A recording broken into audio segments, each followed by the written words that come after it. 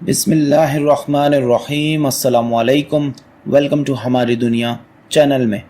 آگے بڑھنے سے پہلے چینل کو سبسکرائب کیجئے اور بیل کا آئیکن دبانا بالکل بھی نہ بھولیں تاکہ ہماری ہر ویڈیو آپ تک پہنچے۔ بخت نصر بادشاہ ابتدائی دور میں نہایت نیک بخت و صالح تھا۔ حضرت زکریا علیہ السلام و حضرت یحییٰ علیہ السلام کی نہایت اطاعت کرتا تھا۔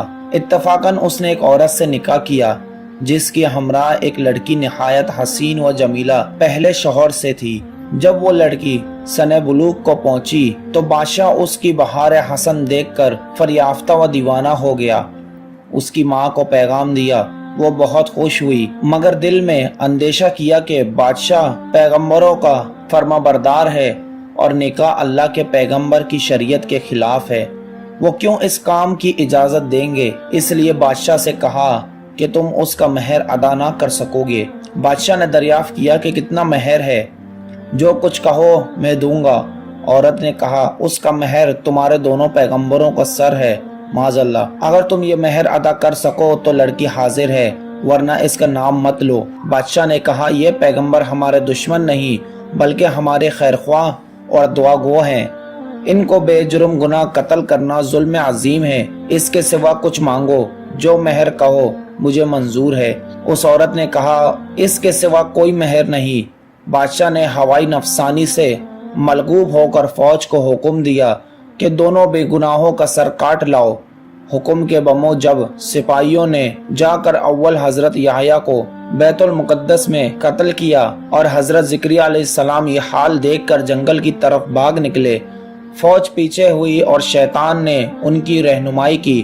جب سپاہیوں نے چاروں طرف سے گھیر لیا تو حضرت زکریا علیہ السلام نے ایک درخت سے التجا کی کہ مجھ کو اس وقت پناہ دے۔ وہ درخت پھٹ گیا، حضرت زکریا علیہ السلام اس کے اندر سما گئے اور وہ پھر بند ہو گیا، لیکن حضرت زکریا علیہ السلام کا چھوٹا سا کپڑا باہر رہ گیا۔ فوج حیران ہوئی کہ کہاں غائب ہو گئے۔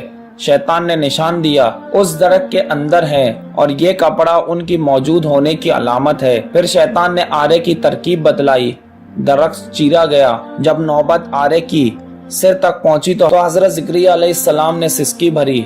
حکم الہی ہوا، اگر اف کرو گے تو پیغمبری سے خارج کر دیے جاؤ گے۔ تم نے غیر سے کیوں پناہ مانگی؟ اگر ہم سے التجا کرتے تو کیا ہم پناہ نہیں دے سکتے تھے؟ اب اس کا مزہ چکو اور چپ سر پر آرا چلنے دو۔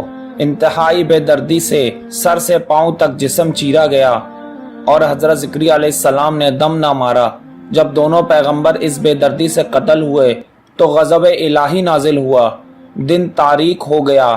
ایک بادشاہ فوج خونخوار لے کر پہلے فوج پر چڑھا اور اس شہر کے باشندوں کو گرفتار کر لیا۔ حضرت یحییٰ علیہ السلام کا خون بند نہ ہوتا، جب قبر میں رکھتے تھے تو قبر خون سے لبریز ہو جاتی۔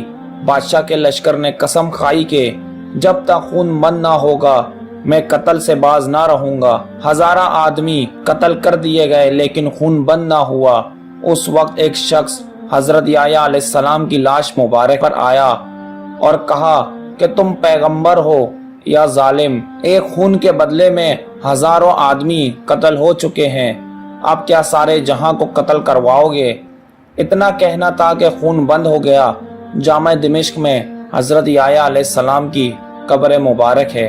دوستوں، غرض اس بیان سے یہ ہے کہ محض اللہ کے کسی سے مانگنا نہ چاہیے کہ جب ایک نبی کو بھی اللہ تعالیٰ نے بطور تنبیہ کے آرے سے چروا دیا تو ہماری کیا حیثیت؟ اس لیے اس واقعے سے یہ سبق حاصل کرتے ہوئے ہمیں چاہیے کہ نہ تو کبھی کسی پر کوئی ظلم کریں اور نہ ہی اللہ کے سوا کسی سے مدد مانگیں۔ اللہ تعالیٰ ہم سب کو عمل کرنے کی توفیق عطا فرمائے، آمین یا رب العالمین۔ دوستوں، امید ہے کہ آپ کو یہ ویڈیو اچھی لگی ہوگی۔ اپنے دوستوں کے ساتھ شیئر کرنا نہ بھولیں، کیا پتہ ہمارے ایک شیئر سے یہ بات کسی کے دل میں اتر جائے۔ اپنا بہت سارا خیال رکھیں، جب تک کے لیے اللہ نگہبان۔